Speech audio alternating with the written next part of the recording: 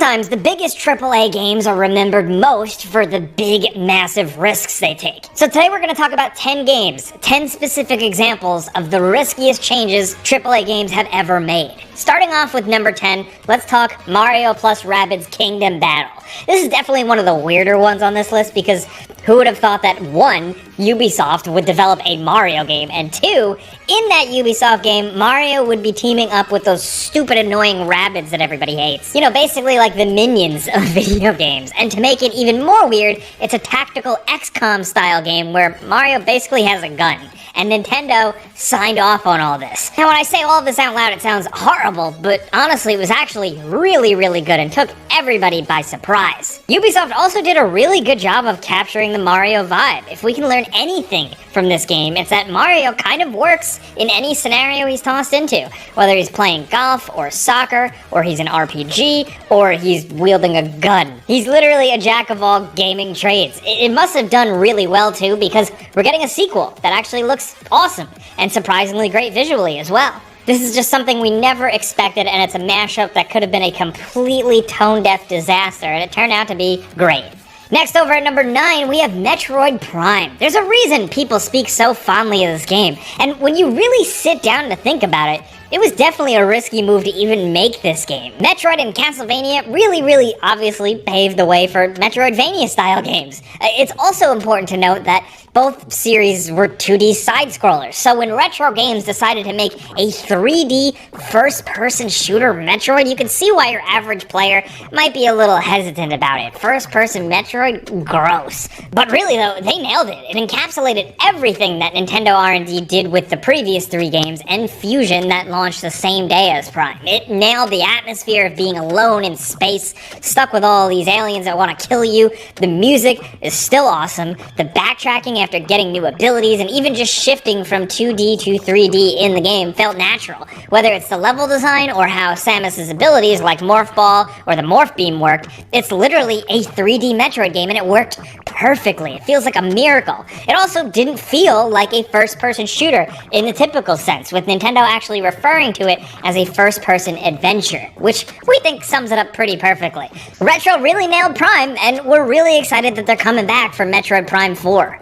Next, over at number 8, let's talk Hitman 3. Specifically Hitman 3 because it wrapped up the World of Assassination trilogy that IO Interactive attempted. We've gotten Hitman games consistently for many years, but with the World of Assassination thing, IO Interactive really tried to shake things up, and at first, hardcore Hitman fans like myself were not into it. Breaking up the game into episodic levels that were just going to be distributed or purchased piecemeal didn't really seem to work. But then Hitman 2 came around, the publishing strategy changed a little bit, and then 3 released and kind of combined everything. It figured out exactly how to release these games, how to keep content, how to keep you playing, how to really emphasize replayability, and it all finally just clicked. So now at the end of it, if you go into this and you have these new Hitmans, Hitman 1, 2, and 3, you get a ton of awesome content that just really works, and they're still adding new stuff to play all the time in these massive levels. IO Interactive really could have just continued to put out very traditional single-player linear style Hitman games, and a lot of people like me would have loved that, but they seemingly wanted to shake things up and try something different, and it definitely took a minute to convince skeptical fans like myself, but for a lot of people they really turned it around and just made a really cool series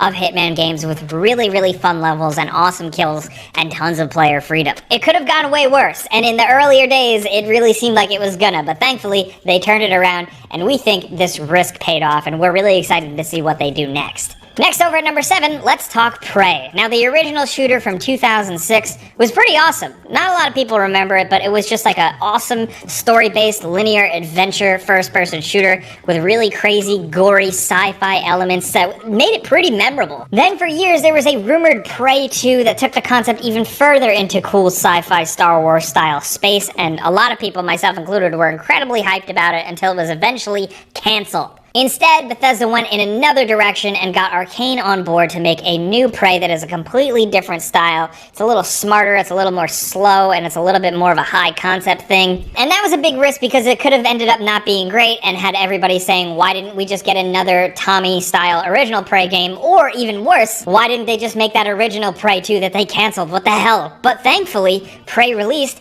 and it turned out to be pretty awesome and really unique. Even if you're not really into this style of gameplay, you gotta admit this is a very cool, unique spin on kind of the Arcane Dishonored formula with a nice mashup of sci-fi horror and some interesting themes. The story had some twists and turns, the gameplay was pretty intense, it did some creative things, and we're glad it exists. There's a very realistic timeline where this game never happened, and we're glad that it didn't go that way. Next, over at number 6, let's get a little controversial. The Final Fantasy VII Remake. First of all, the announcement was weird. On one hand, you have people who are not hyped on it, whether it was returning players or players that get to experience it for the first time. Then on the other hand, you can't help but think, well, Final Fantasy VII is damn near perfect as is, so do we really need a remake? Then you find out that the remake is being split into parts. Not episodic necessarily, but long-ass games still split apart. The first game only covers Midgard, leaving the open world, the chocobos, and all that jazz for the later game for a whole separate game or games. We still don't really even know what's going on. But with this first game, they really nailed it. Final Fantasy VII Remake is actually really, really good, at least for most fans, and is, for the most part, pretty faithful for the OG game. There's going to be certain things that bother some people, but overall, it was a pretty fun game. Now, without spoiling things, mostly towards the end, things start to get a little weird and change things up, and that's a little bit more worth a longer conversation, but still, we mostly like the changes. They're definitely unexpected, but we're curious to see what comes next, and whether or not they'll stick the landing. So while we think this is a risk that so far has mostly paid off because we liked the first remake game, this one's kind of like a to be continued, and maybe we'll revisit this list in a couple of years. Now over at number 5, let's talk Alien Isolation. Now for this one, we wanted to pick something you wouldn't expect, a little less run-of-the-mill, you know? Before Isolation, people played Alien games to shoot xenomorphs. You know, there have been tons of games giving you a cool gun or a flamethrower and let you wreak havoc on a spaceship or on an alien planet against all these guys. Sometimes you get to even play as them. But where Aliens inspired so many games, Alien, the original movie, was a tougher nut to crack, you know, a trickier video game puzzle. But after the disaster that was Colonial Marines, the license holders of the Alien franchise tried a completely different and bolder, gutsier direction, embracing the horror aspect of the original Alien, making you much more helpless and the singular alien that much more scary and dangerous and threatening. It was a big move to shift from the mindless alien-killing cool sci-fi action and going full sci-fi horror, but it paid off. It was awesome, and people loved it. Next, over at number 4, let's talk Half-Life Alyx. Because after more than a decade, we finally got a new Half-Life game. Only this time, it's VR, meaning only a small chunk of the Half-Life audience can actually play it. That's an aggressive bet on VR right there. You know, Valve has believed in VR for years, invested heavily into it, but a full Half-Life game in VR? That was unexpected and not really what anyone could have seen coming. Did the risk pay off? Well, it is technically one of the best reviewed games on VR headsets, but we don't know necessarily that it was like the killer app to kick VR into the stratosphere. Even still, at risk of alienating so many fans, or just being an awkward flop or a cash-in on the name, Half-Life Alyx ended up being one of the best VR games, but also just a really damn good Half-Life game straight up. It does not feel like a cheap prequel or a little side adventure or like a corny, half-assed VR game where all of the elements aren't really thought out. No, this thing really works as a playable game, and also it slots right into the Half-Life mythos perfectly, seamlessly. You know, we were worried for a second. Some of us thought that Valve didn't have it in them anymore, and sure enough, Half-Life Alyx, while the VR thing was a big risk, we got a damn good game. Next, over at number 3, let's talk Resident Evil. We got 2 to mention. First, we'll start off with Resident Evil 4. The switch to the third-person over-the-shoulder camera angle and just kind of really changing up the vibe, tone, and atmosphere was a massive risk. But thankfully, with the game keeping one foot in the survival horror door and one foot in the action door and making things even zanier, it really seemed to work for people, and it became one of the best-selling Resident Evil games ever. Yada, yada, yada. You probably know the history by now, but still, that is something worth admiring just because so many people were so hooked on those classic-style Resident Evil games, myself included. If you ask some people, this is the shift where Resident Evil started to just go too crazy or too action heavy, but still, 4 for most people was a really satisfying game. And they could have really just kept churning out Resident Evil games in that traditional style, but they shook it up drastically and it worked. Now, on the other hand, in terms of shaking things up, they did it again with Resident Evil 7, with a return to more slow, deliberate, tense survival horror atmosphere and gameplay, and shifting it into first-person view. That is incredibly divisive, and still some people really wish we could just play as Jill Valentine and see her on screen. But in terms of reviews and sales numbers, Resident Evil 7 was a hit, and people really liked it. A Resident Evil game, from a Japanese developer jumping into first person, that could have been a disaster, but thankfully, it just managed to work. Now down to number 2, let's talk Metal Gear Solid 2, Sons of Liberty. This was the massively hyped follow-up to the smash hit Metal Gear Solid.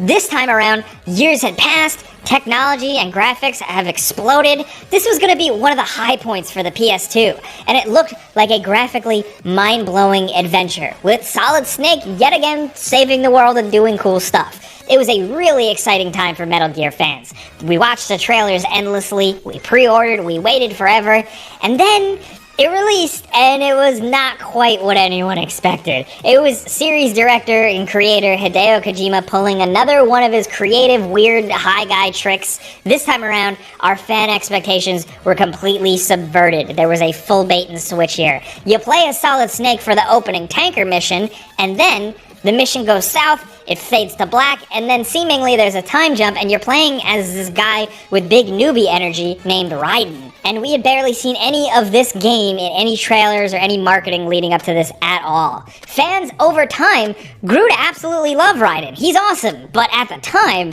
jumping from the kick-ass, awesome, cigarette-chewing Solid Snake Man to skinny, long-haired guy in a leotard Raiden, there was some whiplash for sure. Some people were really pissed. Personally, I totally believe they ended up sticking the landing, and the whole Raiden Snake switch was actually the least crazy thing about the game. And now, in 2021, almost every Metal Gear Solid fan looks back and really appreciates Raiden. Probably because they made him an awesome ninja in 4, but hey, whatever. Still, this was wild. Now down to number 1, let's talk God of War from 2018. I think the best way to describe the transition from the first era of God of War to God of War 2018 is kind of like listening to Metallica and then switching to smooth jazz. Like really sad smooth jazz. We all know what the deal is with God of War. The early entries in this series are over-the-top chaotic brawlers with a big focus on combos and a crazy amount of everything going on at once. Kratos was a very loud, angry character, and you were running around with the Greek gods and the Greek mythology. Then you get God of War 2018 and everything is toned down. Kratos is more calm, still a little angry, a new voice actor. He doesn't have his iconic Blades of Chaos for the most part. Instead, he has an axe that he can throw around like Mjolnir. The camera angle also changed to over the shoulder. It's slower. You're right up on Kratos. The story is more toned down, and it's a bit more simple. There are a lot less giant bosses and less crazy set pieces. You weren't in Greek mythology anymore, but instead this game pulls from Norse mythology. There was a lot different, but at its core, it still felt like God of War, especially the combat, even though it's completely structurally different. Something about it, some of the DNA in there still just works just the way it did. It looks different, but the combo-based brawler stuff we got in the previous games is still there. It felt like the series wanted to grow up a bit and aged along with the players who have played it and the people behind the scenes who were making it. And that shift to almost making it seem like a completely different game, at least on the surface, really could have blown up in their faces, but thankfully, the fact that DNA is still there beneath the skin made this game absolutely awesome and a risk worth taking. But those are some big risks that video games took that we wanted to talk about. Some of the bigger franchises, some of the bigger AAA games. We want to hear from you guys in the comments if you got any other examples, because there are tons that we didn't even have time to mention, from JRPGs to fighting games to anything else in between. We want to hear from you because we'd love to make a part 2 on this list. There are tons of risks out there that games still take all the time. If you enjoyed this video though, clicking the like button is the best way you can help us out. We would really appreciate that. And if you're new, consider subscribing, maybe hitting a notification bell, because we put out videos every single day. But as always, thanks for watching. We'll see you guys next time.